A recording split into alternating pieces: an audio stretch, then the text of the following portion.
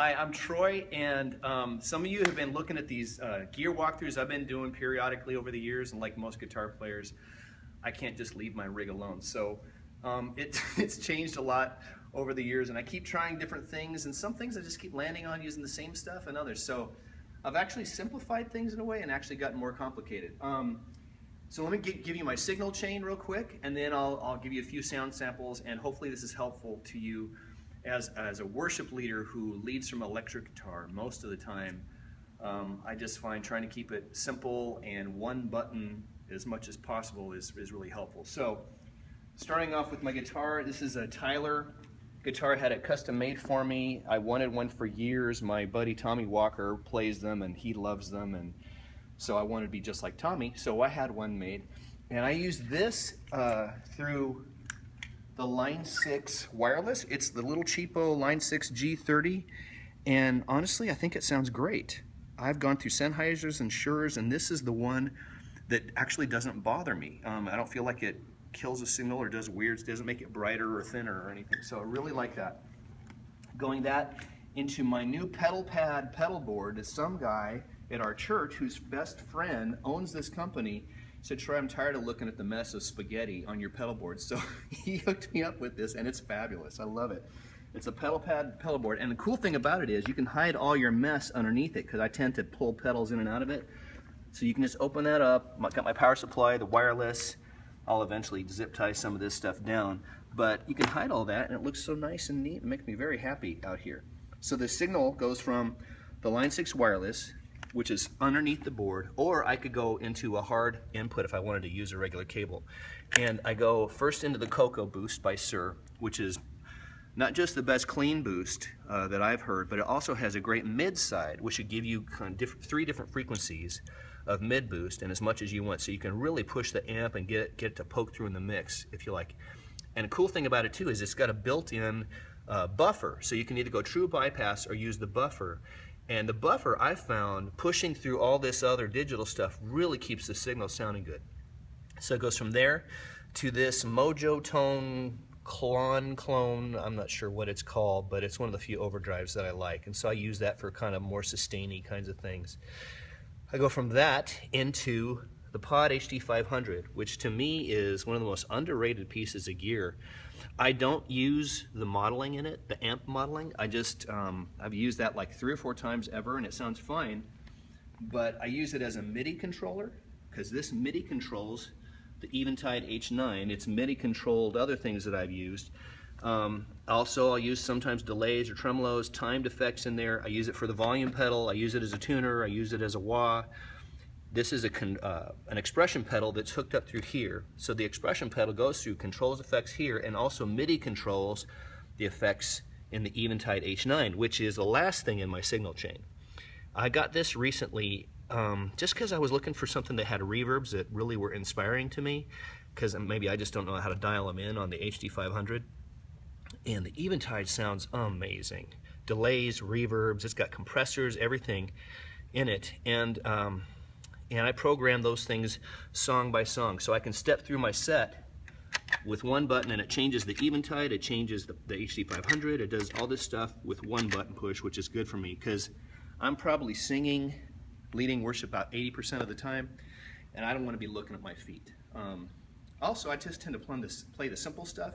We joke around with my music director, Jason. He plays all the hard stuff, and I play all the simple stuff that I don't have to be looking at my hands while I'm playing it. So it goes from that to my favorite amp of all time, which is the Third Power Dreamweaver with a 112 cab. This cab has got a triangular chamber where the speaker sits. It's a Celestian gold in there. And my buddy Jared, who's doing this video for me, he can come around back here and see that it's got a, you can pull a section of the back off so you can have an open back cab, and I just like the way it sounds better with the open back. Also, it's got a thing called Hybrid Master, which is like a power scaling option. That means the amp can run with the Power 2 breakup at pretty much just about any volume. So I have it at about halfway right now, so I don't blow this camera out when I give you some sound samples.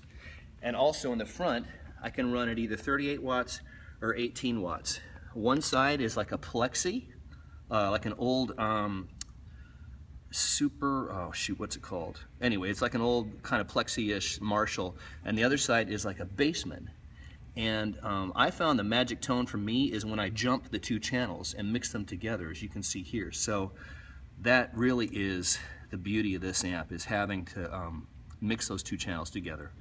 All that through the Celestine Gold. I mic it with a Cascade ribbon mic, dead center on the speaker in an isolation box backstage, and it sounds great. So just to give you a couple of sound samples of how I use this stuff, like I said, I'm leading worship most of the time, and the Eventide sounds so great. It gives me my effects most of the time, but I do sometimes layer in things from the HD500.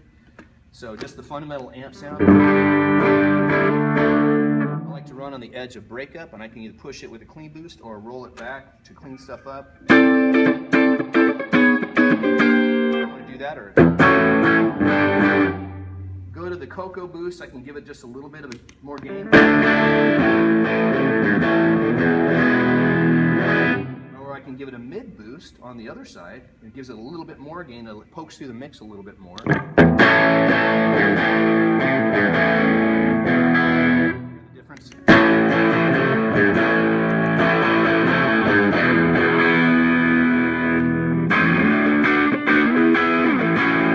there's that. And then the Klon Mojo tone is more of my sustained sound.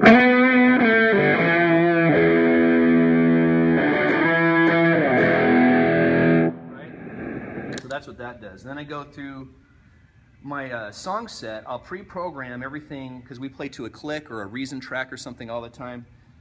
So it's always in time, and I can program my delays, tremolos, all the time-based effects to sync up with it. So that way I can go through the song set, each song at a time, and there's minimal dancing for me. So just one kind of delay here from the Eventide.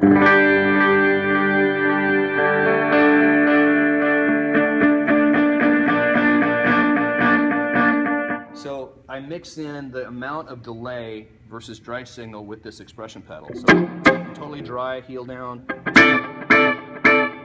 and forever delay if I have the toe down. And then I like to mix it on the fly, because I don't know, I like to be able to do that in real time. I started doing that years ago.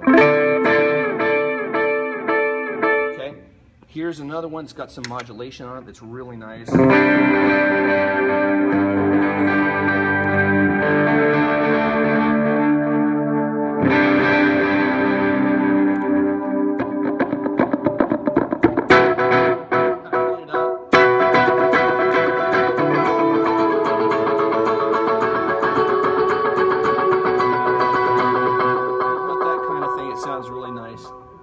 Also, I can I do some of this.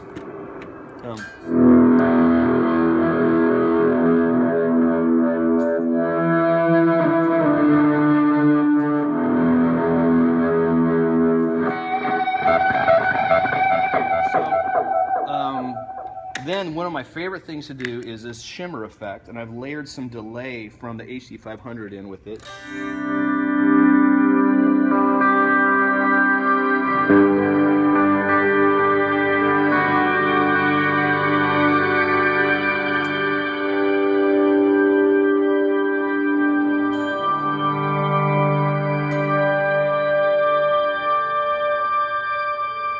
Mix it right out in real time.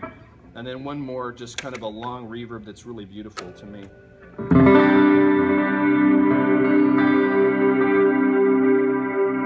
I take the delay out of it, it's just nice and long and pretty. And I can turn it off in real time.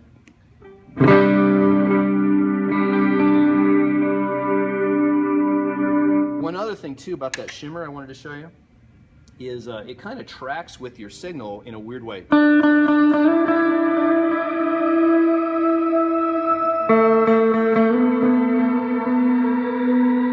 sometimes is kind of cool to use that in the middle of a set. So anyway, over the years I just keep playing with different things. The Eventide was a really great ad for me. The HD500 is just one of the best buys, and since I've been using it for so long, it's a good MIDI controller. It's a good simple way of dialing in some other effects that I can't get out of the Eventide.